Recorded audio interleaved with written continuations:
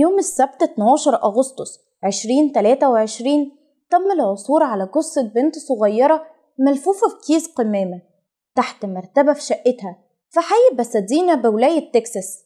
البيت المفروض إنه يكون المكان اللي بيحس فيه الناس بالأمان، لكن هتعمل إيه لما الشر يوصلك لحد باب بيتك؟ النهاردة هنتكلم عن القصة اللي صدمت شوارع باسادينا بولاية تكساس، والقصة المدمرة لماريا جوانز أليس، بنت بريئة عندها 11 سنة انتهت حياتها بشكل قاسي بسبب تصرفات جارها.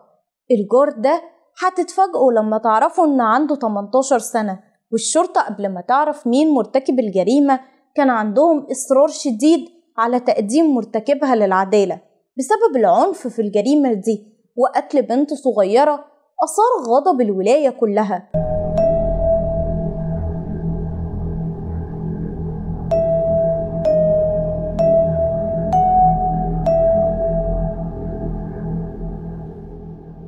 ايه اللي حصل في القضية دي من البداية؟ ده اللي هنعرفه مع بعض واحنا بنحكي تفاصيل قضيتنا. وقبل ما نبدأ كالعادة تنوروني بالاشتراك في القناة وتصلوا على النبي في كومنت واستعدوا لتفاصيل قضيتنا.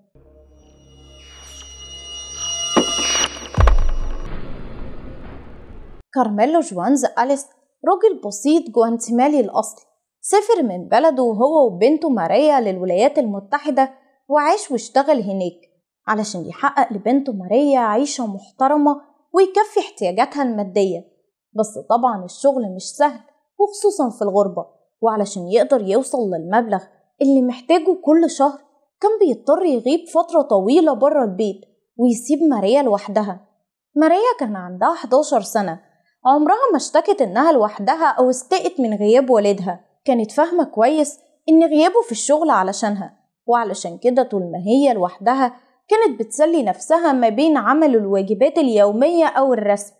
وفي يوم 12 أغسطس حوالي الساعة 9:30 الصبح فتحت ماريا باب الشقة علشان تطلع كيس القمامة على باب الشقة. وقتها والدها كارميلو سمع صوت شاب على الباب وسألها ده صوت مين؟ ماريا وقتها عرفته إنه الشاب أبو شعر طويل اللي ساكن في الشقة اللي قصادهم وقف بيتكلم في التليفون.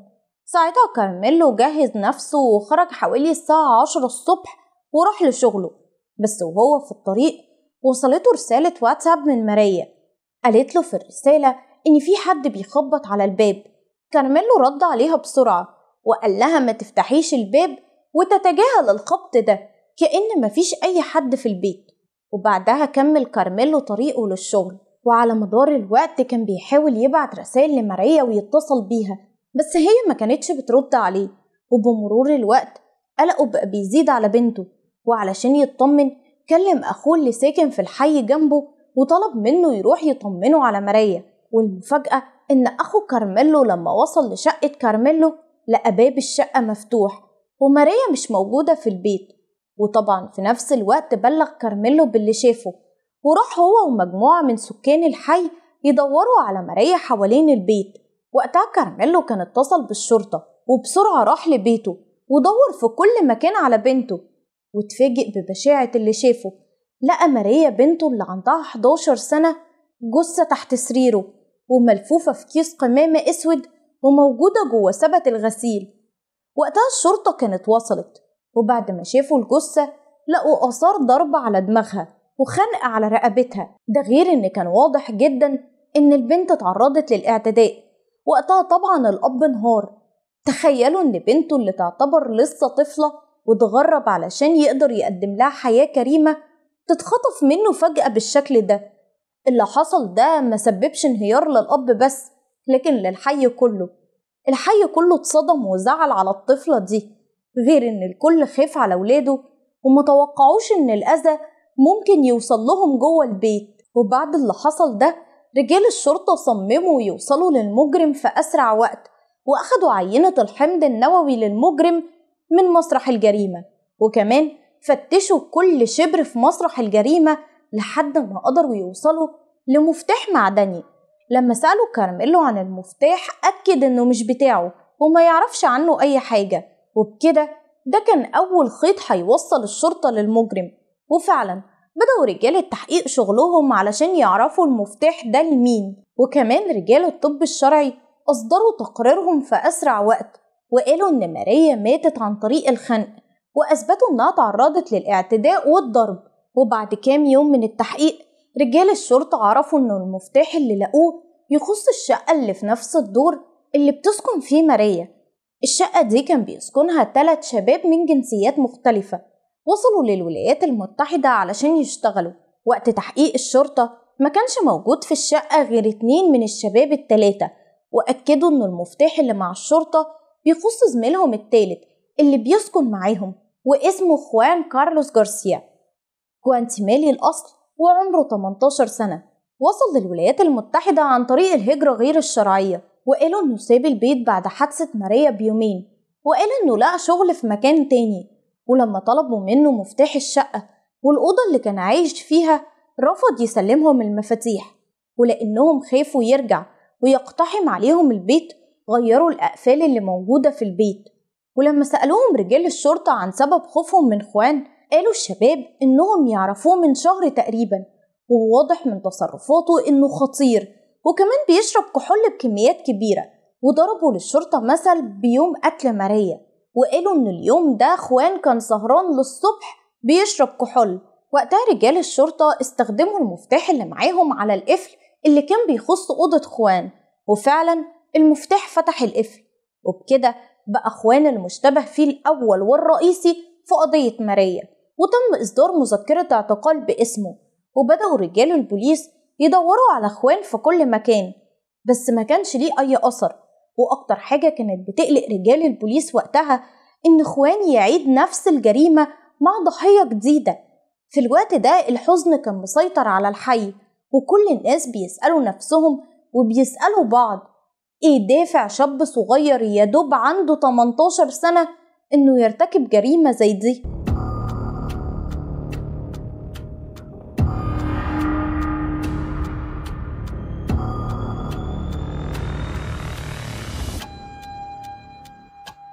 الإجابة الوحيدة المنطقية بالنسبة للناس هي إن أهله ما حاولوش يربوه، لأن لو عرف مبادئ التربية ما كانش ضيع حياة طفلة لسبب رخيص. اللي حصل للناس ده والحزن اللي كان مسيطر عليهم وحالة والد ماريا اللي كان تقريبا بيموت في اليوم 1000 مرة كانت بتدي حماس للشرطة إنهم يوصلوا لإخوان بسرعة. وفعلا بعد أسبوع تقريبا من هروبه قدروا يقبضوا عليه في سبورت لويزيانا، واتهم بارتكاب جريمة قتل يعاقب عليها القانون بالإعدام. وقبل ما المحققين يرفعوا القضية للمحكمة كانوا حريصين جدا على إن الأدلة الادعاء ضد خوان تكون قوية علشان ما يهربش من العقاب. وأول حاجة عملوها إنهم أخدوا عينة حمض نووي منه، وطلعت فعلا مطابقة لعينة الحمض النووي اللي أخدوها من مسرح الجريمة. وبعدها تم التحقيق مع خوان.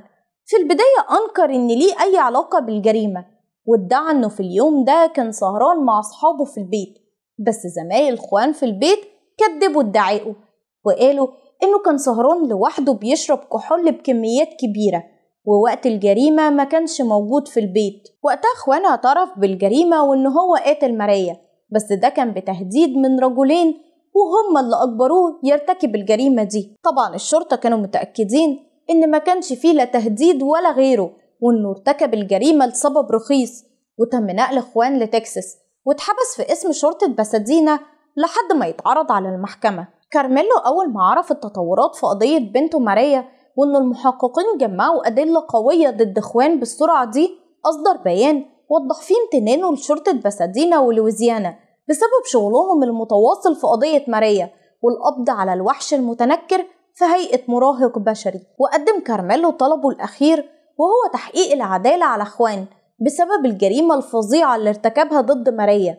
البيان اللي أصدره كارميلو زاد من تعاطف الناس معاه أكتر، وبدأوا يفكروا إزاي هيرجعوا يحسوا بالأمان تاني في بيوتهم والحي اللي ساكنين فيه.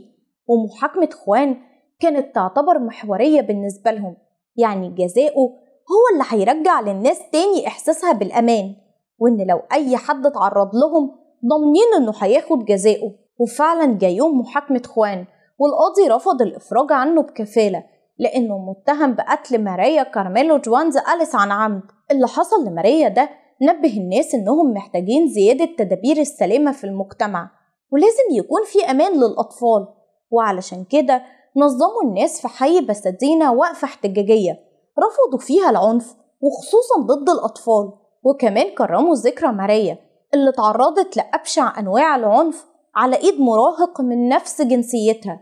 وبعد أيام الناس قاموا بوقفة احتجاجية تانية، ودي كانت لدعم ماريا كارميلو، وانضم للدعم ده أكتر من 100 شخص وقدروا يجمعوا حوالي 60,000 دولار. المبلغ ده كان علشان يقدر كارميلو يرجع ببنته جوانتيمالا ويدفنها وسط عيلتها. وده ما كانش الدعم الأخير لكارميلو، لكن شركة ميت بلانت المتخصصة بتوزيع اللحوم في هيوستن عملت حفلة شوي خيرية علشان تجمع مبلغ مالي لعيلة كارميلو، وبالفعل نجحت الحفلة وحصل كارميلو على شيك بمبلغ 220,000 دولار. وفي 23 أغسطس سنة 2023 استعد كارميلو بمراسم نقل جثمان ماريا لجوانتيمالا. وأخيرا جاء يوم تقديم الأدلة ضد خوان أمام المحكمة، والمحققين قدموا دليل ورا دليل وأثبتوا خطورة اللي عمله خوان في ماريا، ووصفوا كم العذاب اللي تعرضت له في اللحظات الأخيرة من حياتها، وقالوا إن العذاب ده ما كانش مقتصر على ماريا، إنما كل الناس اتعذبت باللي حصل لها. وجا قرار المحكمة بمثابة مهدئ لشعب كامل، وأقرت المحكمة إن خوان كارلوس جارسيا مذنب في حق ماريا كارميلو جوانز أليس، الطفلة اللي عندها 11 سنة واللي لقاها باباها مقتولة تحت سريره. ولحد هنا بيخلص فيديو النهاردة، واشوفكم على خير في فيديو جديد.